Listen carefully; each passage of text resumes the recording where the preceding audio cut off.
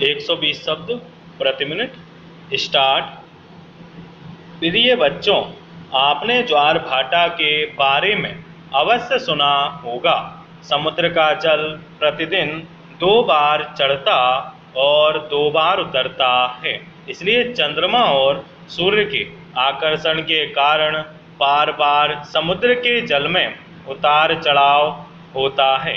चंद्रमा आकर्षण में दूरत्व वर्ग के हिसाब से कमी होती है। पृथ्वी जल के उस भाग के अणु जो चंद्रमा से निकट होगा, उस भाग के अणुओं की अपेक्षा जो दूर होगा अधिक आकर्षित होंगे। चंद्रमा की अपेक्षा पृथ्वी से सूर्य की बहुत दूरी है, पर उसका पिंड चंद्रमा से बहुत ही बड़ा है। अतः सूर्य की ज्वार उत्पन्न करने वाली शक्ति चंद्रमा से बहुत कम है, 5/9 के लगभग है। सूर्य की यह शक्ति चंद्रमा कभी कभी चंद्रमा की शक्ति के प्रतिकूल होती है, पर अमावस्या और पूर्णिमा के दिन दोनों की शक्तियां परस्पर अनुकूल कार्य करती हैं। अर्थात जिस अंश में एक ज्वार उत्पन्न करेगी, उसी अंश में दूसरी भी ज्वार उत्पन्न करेगी।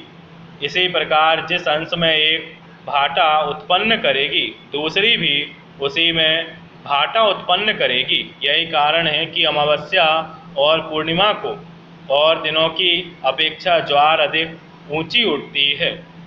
सप्तमी और अष्टमी के दिन चंद्रमा और सूर्य की आकर्षण शक्तियां प्रतिकूल रूप से कार्य करती हैं, अतः इन दोनों तिथियों को ज्वार सबसे कम उठती है।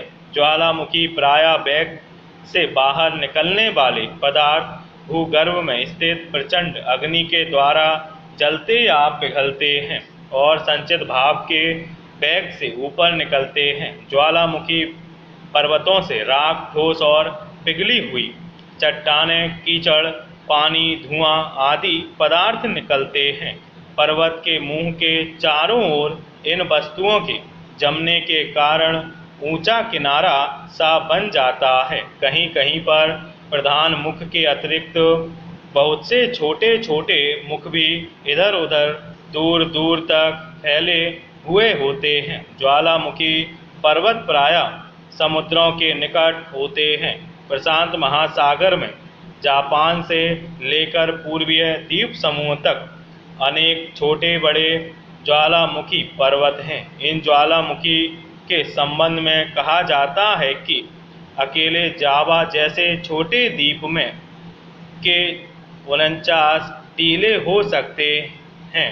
सन 1983 यानी कि 18 साल पहले ककटोआ टापू में ज्वालामुखी का जैसा भयंकर विस्फोट हुआ था, वैसा विस्फोट कभी नहीं देखा गया था।